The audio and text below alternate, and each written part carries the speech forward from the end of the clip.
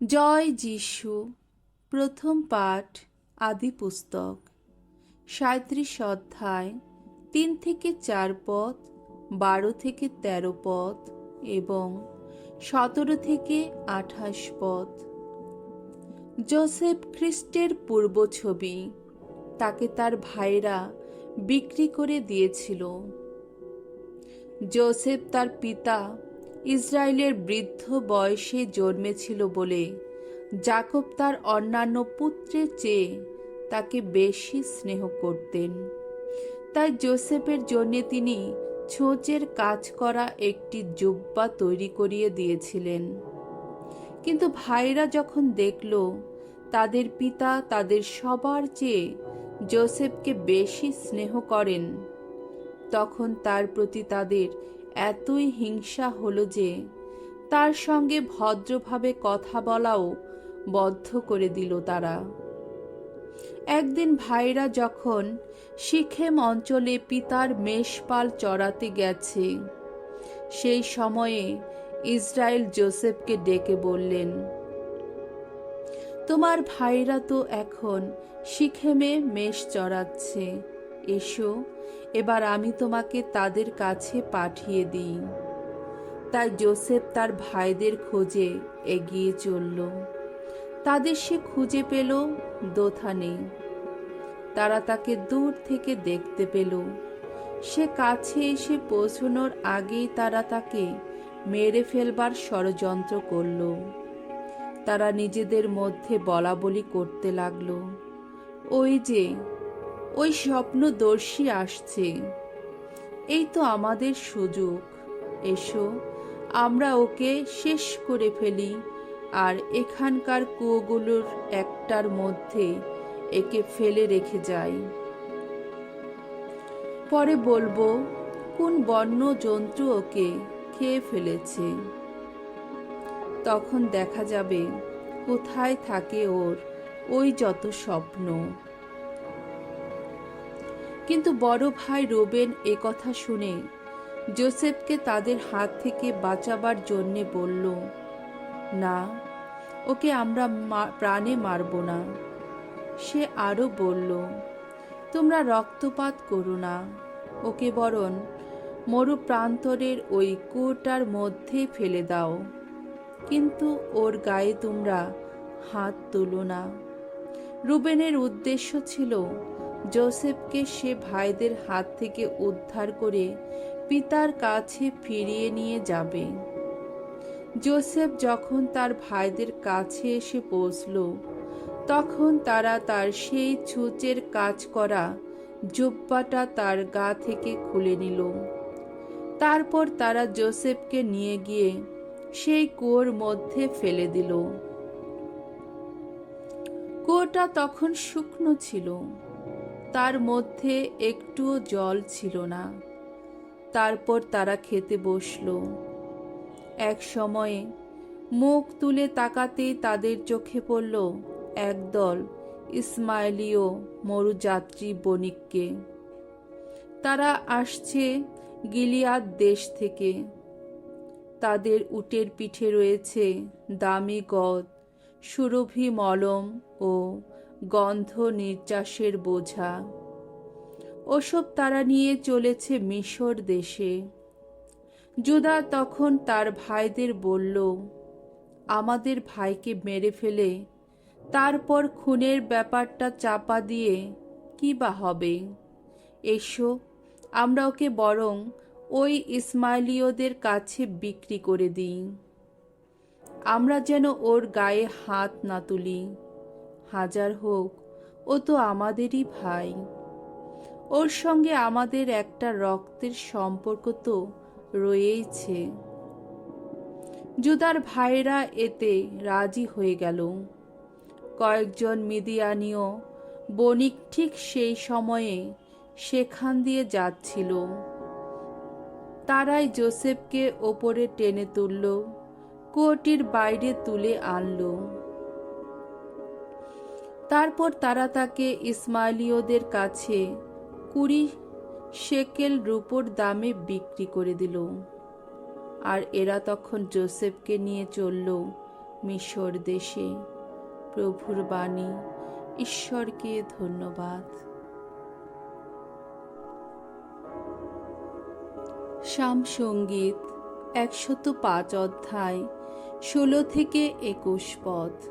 ধো, প্রভুর সেই মহা কীর্তির কথা তোমরা ভুলো না কোনো দিন। একদিন সারা দেশে ভগবান ডেকে আনলেন আকাল, ধ্বংস করে দিলেন যাকব বংশের খাদ্যের সমস্ত সঞ্চয়।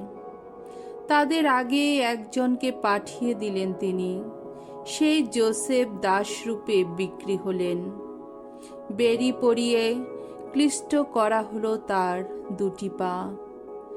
তার গলায় বেঁধে রাখা হলো লোহার শেকল। শেষে কিন্তু সত্য হলো তার সব কথা। ভগবানের উক্তি প্রমাণ করল তার মনের সততা। লোক পাঠিয়ে রাজা তাকে মুক্ত করলেন। সেই বহু জাতির শাসক তাকে কারামুক্তি দিলেন। তারই হাতে তুলে দিলেন তিনি আপন গৃহের ভার। নিজের সব কিছু সে দেখাশোনা করার অধিকার। বাণী বন্দনা। ওগো যিশু, বন্দিত তুমি, সবার কণ্ঠে কীর্তিত তুমি। পরমেশ্বর জগৎকে এত ভালোবেসেছেন যে তার আপন পুত্রকে তিনি দান করেছেন। তার প্রতি যারা বিশ্বাসী তারাই সকলে যেন শাশ্বত জীবন লাভ করে। মঙ্গল সমাচার। মথি রচিত মঙ্গল সমাচার 21 অধ্যায় 33 থেকে 43 পদ, 45 থেকে 46 পদ। আঙ্গুর চাষিরা আঙ্গুর ক্ষেতের মালিকের পুত্রকে হত্যা করল। একদিন যিশু প্রধান যাজকদের ও জাতির প্রবীণদের এই কথা বলেছিলেন, শুনুন, আপনাদের আর একটি উপমা কাহিনী বলি। একটি লোক ছিল, সে ছিল জমিদার। সে তার জমিতে আঙ্গুর গাছ বসালো আর জমিটার চারপাশে বেড়া দিয়ে দিল। তারপর সেখানে আঙ্গুর পেশাইয়ের জন্যে সে একটা গর্ত কেটে নিল এবং পাহারা দেবার একটা উঁচু ঘরও গড়ে তুলল। তারপর একদল ভাগচাষির কাছে জমিটা ইজারা দিয়ে সে বিদেশ ভ্রমণে বেরিয়ে পড়ল। যখন আঙ্গুর পাড়বার সময় এলো, তখন তার পাওনা অংশ নেবার জন্যে সে ওই চাষিদের কাছে তার লোকদের পাঠিয়ে দিল। চাষিরা কিন্তু তার লোকদের ধরে কাউকে মারধর করল, কাউকে হত্যা করল, কাউকে আবার পাথর ছুঁড়েই মেরে ফেলল। সে তখন প্রথমবারের চেয়ে আরো বেশি লোকজন পাঠিয়ে দিল। এদের সঙ্গেও তারা সেই একই ব্যবহার করল। শেষে তাদের কাছে সে নিজের ছেলেকে পাঠিয়ে দিল। সে ভাবল, ওরা অন্তত আমার ছেলেকে মানবে। চাষিরা কিন্তু তার ছেলেকে দেখে নিজেদের মধ্যে বলাবলি করতে লাগলো, ওই লোকটাই তো পরে জমির মালিক হবে। এসো, আমরা বরং ওকে মেরে ফেলে ওর সম্পত্তিটা হাতিয়ে নিই। তারপর তারা তাকে ধরে আঙ্গুর ক্ষেতের বাইরে ফেলে হত্যাই করল। এখন আমার প্রশ্ন, আঙ্গুর ক্ষেতের মালিক যখন আসবে তখন ওই চাষিদের সে কি করবে? তারা উত্তর দিলেন, সে নিশ্চয়ই ওই পাজি লোকগুলোর শোচনীয় মৃত্যুর ঘটাবে এবং এমন চাষিদের কাছেই আঙ্গুর ক্ষেতটা ইজারা দেবে যারা সময় এলে তার পাওনা ফল তাকে দিয়েই দেবে। তখন যিশু বললেন, আপনারা কি কখনো শাস্ত্রে এই কথা পড়েননি যে গৃহ নির্মাতারা যে প্রস্তরটি উপেক্ষা করেছিল সেই প্রস্তরই আজ হয়ে উঠেছে সংযোগ প্রস্তর। এ তো স্বয়ং প্রভুরই কাজ। আমাদের দৃষ্টিতে তা কত অপরূপ। তাই আমি আপনাদের বলে রাখছি, ঐশ্বর রাজ্য আপনাদের কাছ থেকে কেড়ে নেওয়া হবে এবং এমন জাতির মানুষদেরই তা দেওয়া হবে যারা সেই রাজ্যের প্রত্যাশিত সফলতা আনতে পারবে। যিশুর মুখে এই সব উপমা কাহিনী শুনে প্রধান যাজকেরা ও ফরিসিরা বুঝতে পারলেন যে তিনি এখানে তাদের কথাই বলেছেন। তারা তখন তাকে গ্রেপ্তার করতে চাইলেন, কিন্তু সেখানে ভিড় করা লোকদের জন্যে তারা মনে মনে ভয় পেলেন, কারণ লোকে যিশুকে প্রবক্তা বলেই মানত। প্রভুর মঙ্গলময় বাণী। খ্রিস্ট প্রভু তোমার প্রশংসা হোক।